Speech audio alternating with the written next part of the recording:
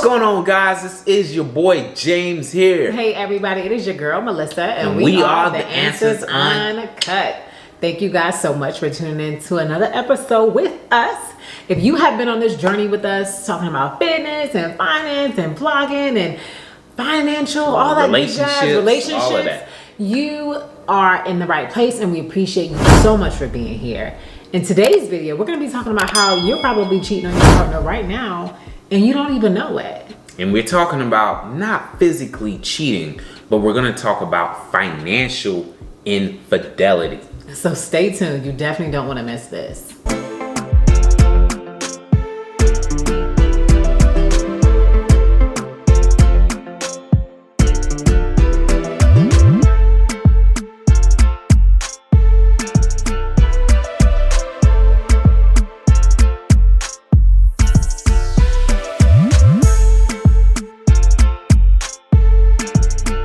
Guys, so relationships are work, and the number 2 top reasons why a lot of couples get into divorces are because of finances and communication. And we're going to cover the finances portion of it today, and we're going to discuss financial infidelity. So what is financial infidelity? What is the definition? So when I think about financial infidelity, I'm thinking in terms of me cheating on my partner when it comes to finances, anything financial related. And it's interesting because even from a biblical standpoint, when you guys have that covenant and you guys marry and become one, your finances don't necessarily have to become one, but the communication about finances should definitely be blended. You guys should know, how much you guys make, what are you guys spending on? So I'm super excited for us to kind of just dig deep and talk about what are some of the ways that you can cheat on your partner when it comes to a financial standpoint. And I think the first way that you can cheat on your partner is hiding debt. That's going to be the number one way that you can cheat on your partner. Why wouldn't you tell your partner that you have debt out there, and then you guys get married and you guys put your finances together, and like you didn't even tell me you had a whole $600,000 in debt and the IRS is after you, because at that point they can seize both assets, because you guys are married. So that's going to be the number one way you can start, cheating on your partner financially. And it could also be the other way. It could be just money you have tucked aside that you haven't, disclosed to your partner as well. Definitely. Debt and assets. So overall, what you want to understand is that, it all revolves around communication. And when it comes to infidelity, it could be another option of just, breaking the rules that the two of you have set for each other. So as a couple, let's say you guys have a budget that you have,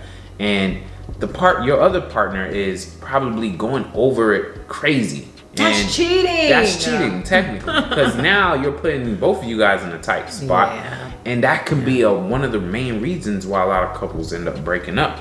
So having that understanding is key, guys. So I love the fact that James just noted, even when you guys have set a budget together and you guys are going outside of that budget, that technically that's financial infidelity, because you guys have agreed to spend a certain amount of money. You guys have agreed to allot this much money for living expenses. So when you go out and buy a Maserati, you go out and buy that, that Fendi bag, and your partner was like, hey, we weren't supposed to spend that money, that is technically financial infidelity. So we asked ourselves, what are some of the warning signs that you and your partner may be experiencing financial infidelity? One of those warning signs may definitely be secrecy. Every time you guys are talking about finances or business or just money in general, your partner seems to maybe become more reserved and a little bit more secretive, or they don't want to display how much they make or display how much they have in credit card debt, or just whatever the case may be. That's going to be the first red sign. Yeah, definitely. Being transparent and open, not even just in every aspect of your relationship, but especially in finances. Just being able to trust your partner, because that's what it comes down to. If you don't have the trust within your partner, then you're gonna have situations where you're, hiding stuff and not really being as open, and that can just spiral effect into more problems and issues. Another alarming sign that you may be experiencing financial infidelity is when you start getting statements in the mail. You're like, wait, what? I got a statement from who? Like, we don't have an account with them. Like, we don't have a black card. Like, we don't have the new Apple card. Just whatever the case may be. That may be a good time for you to sit down with your partner and talk about, hey, baby, yeah, what's going on? Are we hiding debt? Are we taking out more debt that we're not discussing, or just whatever the case may be? And just like James said, you know, you have debt, but you also have assets. Yeah. If you notice your partner is coming home with a lot of new items, shopping every week, and your account looks to be about the same, there's not a clearance in the world. They probably have another account. So you definitely want to start that conversation and unfold as to what is really going on from a financial standpoint that could be causing a little infidelity in your relationship. So another warning sign is every time your partner wants to talk about finances, you become really defensive, flustered, kind of closed off. Those are kind of red flags. You guys should have the open communication to be able to be like, all right, so this is what's going on. This is how much I got. This is how much is coming in. That way, you know, two minds are better than one at the end of the day. And if you can have two minds to be able to navigate, you know, certain expenses and certain incomes, then you guys are able to be more effective together. I can't agree with you more. That's such a good point.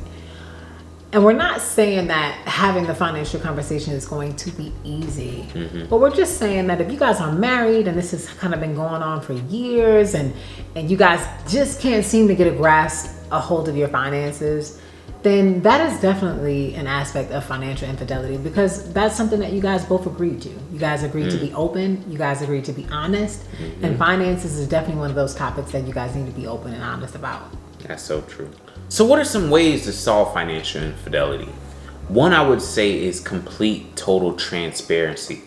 You know, ultimately knowing how much is in your, you know, the accounts. Understanding, all right, having a budget. This is how much we're going to spend. This is how much we have. This is how much our goals are. This is how much we're working towards. Having this type of transparency is going to negate any kind of infidelity or allow you guys to have an understanding. One of the things that you guys need to identify is understanding that financial infidelity is just like cheating. It's not about the money. It's more so about the betrayal, the emotional betrayal of the hiding and the secrecy. And one of those things that you can do in order to mitigate that is, like James said, be open, be honest. But you know how we always say, you want to get to the root of the problem. Why is the person, you know, feeling like they have to hide money? Why is the person feeling like they have to hide debt? Get to the root and the real seeds of the problem. One of the seeds that we're thinking that you possibly may be experiencing is individuality. We're not suggesting you guys to just merge all the accounts, and because you guys are married, you guys should have everything together. In fact, we actually had a video on that, and you guys definitely need to go back and watch that video. We did a video on joint versus separate bank accounts you're in a relationship. So definitely take a look at that video. Definitely, that was a really hot topic. But we're not suggesting you to go out and get everything joint.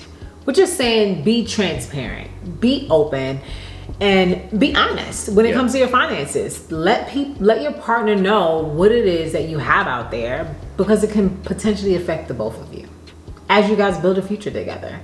All right, guys. So if you guys have enjoyed this video and have taken some great tips from this, go ahead and apply it. You know, if you're a couple, make sure that you guys are being transparent and just being able to achieve your financial goals together. Yes, because you guys are so blessed. And you know why you're blessed is because you guys are working with two incomes instead of one. That's right. So make it count. Don't be cheating with Benjamin Franklin. So until next time, guys, we are the Answers Uncut.